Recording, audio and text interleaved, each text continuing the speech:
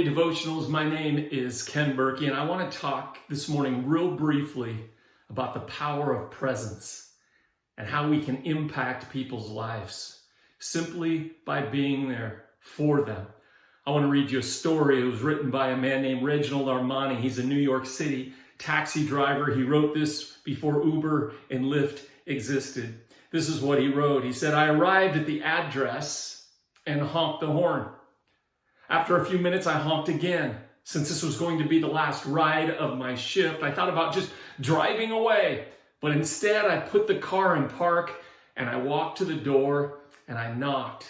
'Just a minute,' answered a frail, elderly voice. I could hear something being dragged across the floor. After a long pause, the door opened. A small woman in her 90s stood before me. She was wearing a print dress and a pillbox hat with a veil pinned on it, like somebody out of a 1940s movie. By her side was a small suitcase. The apartment looked as if no one had lived in it for years. All the furniture was covered with sheets. There were no clocks on the wall, no knickknacks or utensils on the counters. In the corner was a cardboard box filled with photos and glassware. Would you carry my bag out to the car?" she said. I took the suitcase to the cab, then returned to assist the woman.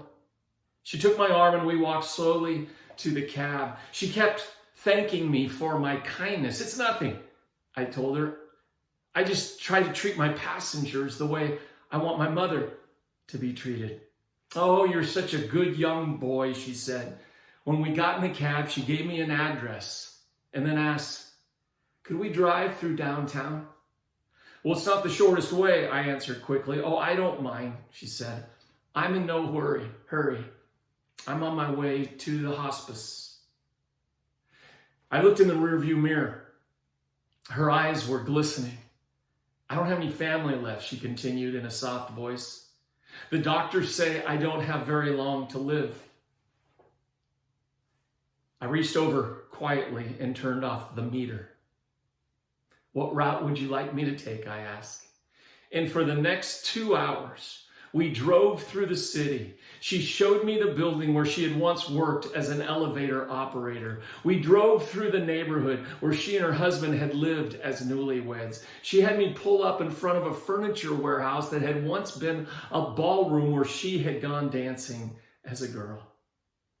Sometimes she'd ask me just to slow down in front of a particular building or corner, and we would sit staring into the darkness, and she would say nothing. As the first hint of sun was creasing the horizon, she suddenly said, "I'm tired. Let's go now." And we drove in silence to the address she had given me. It was a low building like a small convalescent home with a driveway that passed under a portico. He writes that 2 orderlies came out to the cab as soon as they pulled up. He said they were kind, they were intent, they watched her every move. They must have been expecting her. I opened the trunk. I took the small suitcase to the door. As I turned around, the woman was already seated in her wheelchair. "How much do I owe you?" she asked as she reached into her purse. "Nothing," I said. "You have to make a living," she answered. "Well, there are other passengers," I responded. And almost without thinking, I bent and I gave her a hug, and she held on to me tightly. And then she whispered, "You gave an old woman a little moment of joy," she said. "Thank you." I squeezed her hand, and then I walked into the dim morning light, and behind me, a door shut. It was the sound of the closing of a life. I didn't pick up any more passengers that shift. In fact, I drove aimlessly, lost in thought. For the rest of the day, I could hardly talk. What if that woman had gotten an angry driver or one who was impatient to end his shift? What if I had refused to take the run or had just honked once and then driven away? On quick review, I don't think I've done anything more important in my life. We're conditioned to think that our lives revolve around great moments.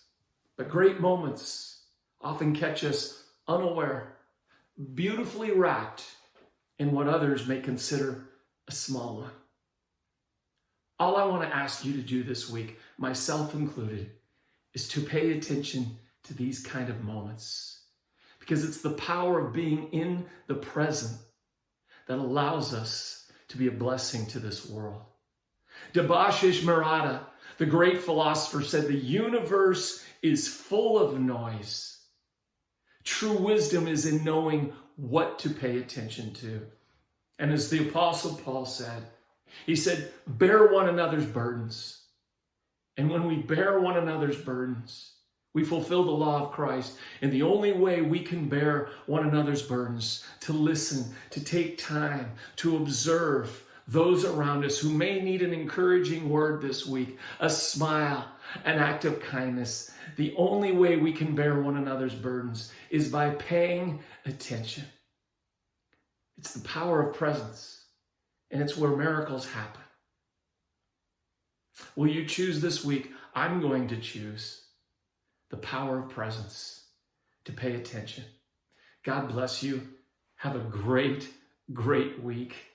And it's an honor to be able to be together like this. And we'll talk soon. God bless.